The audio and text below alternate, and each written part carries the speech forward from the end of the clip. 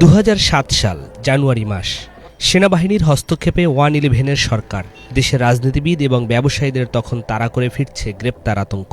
ফখরুদ্দিন মঈনুদ্দিন ক্ষমতা গ্রহণের প্রথম 2 মাসে 150 জনের বেশি রাজনীতিবিদ এবং ব্যবসায়ীকে আটক করা হয় দুর্নীতির অভিযোগে।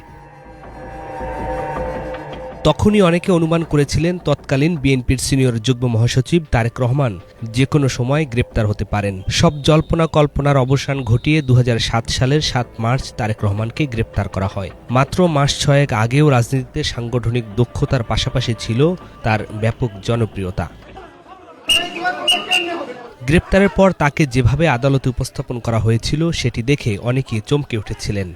র্যাবের বুলেট প্রুফ জ্যাকেট এবং হেলমেট পরিয়ে ঢাকার একটি আদালতে তোলা হয়েছিল। জিজ্ঞাসাবাদের জন্য 10 দিনের রিমান্ড নেওয়া হয়েছিল। তারেক রহমান এবং বিএনপির তরফ থেকে এরপর অভিযোগ তোলা হয়েছিল রিমান্ডে তার উপর অমানুষিক নির্যাতন চালানো হয়েছে। দ্য ইন্ডিয়ান এক্সপ্রেস জানায় রিমান্ডের সময় তারেক রহমানকে 24 ঘন্টার মধ্যে 18 ঘন্টায় হাত ও চোখ বেঁধে রাখা হয়েছিল। বেঁধে রুমের ছাদের সাথে ঝুলিয়ে আবার ফেলে দেওয়া হয় এবং শারীরিকভাবে নির্যাতন করা হয়। কারাগারে থাকা অবস্থায় নির্যাতনের অভিযোগ তখন বেশ জোরালোভাবে দলের পক্ষ থেকে তোলা হয়েছিল।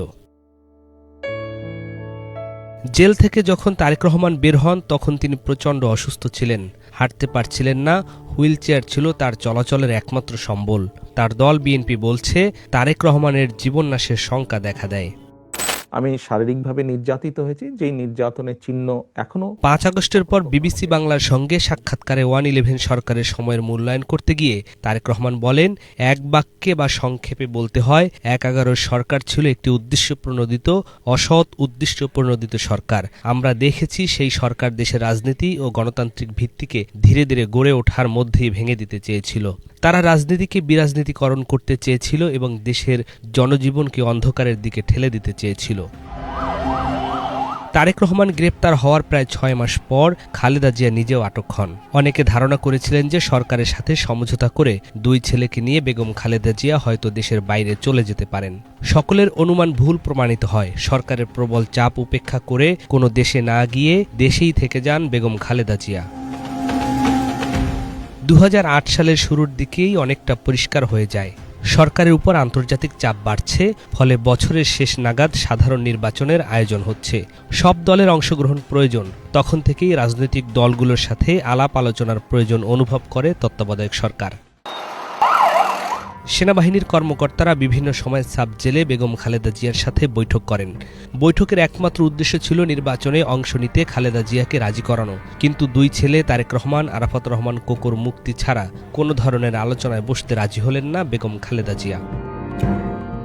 কারাগারে বেগম খালেদা জিয়ার সাথে আলোচনার এক পর্যায়ে সেনা কর্মকর্তারা ছোট ছেলে আরাফাত রহমান কোকোকে মুক্তি দিতে সম্মত হলেও তারেক রহমানের ব্যাপারে ছাড় দিতে রাজি হননি। কিন্তু বিএনপি নেত্রীর কাছে সবচেয়ে গুরুত্বপূর্ণ হয়ে উঠেছিল উভয় ছেলের মুক্তি এবং তাদের বিদেশে চিকিৎসা। শুধু 2 ছেলের মুক্তি নয়, তাদেরকে বিদেশে পাঠানোর বিষয়ে খালেদা জিয়া ছিলেন অনড় এবং শেষ পর্যন্ত সেটাই হয়েছে। মুক্তি পাওয়ার আগে 13টি মামলায় জামিন পান তারেক রহমান। 18 মাস কারাগারে থাকার পর 2008 সালের 3রা সেপ্টেম্বর তাকে মুক্তি দেওয়া হয়। এর 8 দিনের মাথায় 11 সেপ্টেম্বর লন্ডনের উদ্দেশ্যে ঢাকা ছাড়েন পরিবারের সদস্যদের সাথে নিয়ে। আর ওই দিনই কারাগার থেকে মুক্তি পান বেগম খালেদা জিয়া।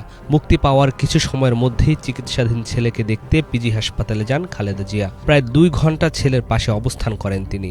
এ সময় এক আবেগঘন পরিবেশ সৃষ্টি হয়। তারেক রহমানের দেশ ছাড়ার সাথে সাথে বিভিন্ন কথা ছড়িয়ে পড়ে। দলের সিনিয়র যুগ্ম মহাসচিবের পদ থেকে পদত্যাগ করেছেন। একটি রাজনৈতিক সমঝোতা করে তারেক রহমান দেশ ছেড়েছেন। অন্তত 3 বছর রাজনীতি না করার শর্তেও রাজি হয়েছিলেন। সম্মতিপত্রে স্বাক্ষরও দিয়েছেন তারেক রহমান। এসব কথা ভেসে বেড়াতে থাকে। আসলে এসবের কোনো সত্যতা আজও মেলেনি।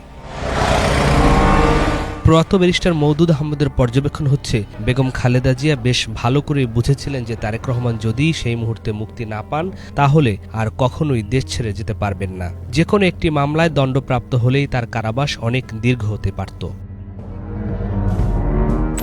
2012 সালে তারেক রহমান ব্রিটেনে রাজনৈতিক আশ্রয়ের আবেদন করেছিলেন এবং 1 বছরের মধ্যেই সেটি গৃহীত হয়েছে। 2008 সাল থেকে 2025 দীর্ঘ 17 বছর ধরে নির্বাসনে বিএনপির ভারপ্রাপ্ত চেয়ারম্যান তারেক রহমান। সেখান থেকেই দল পরিচালনা করেছেন তিনি।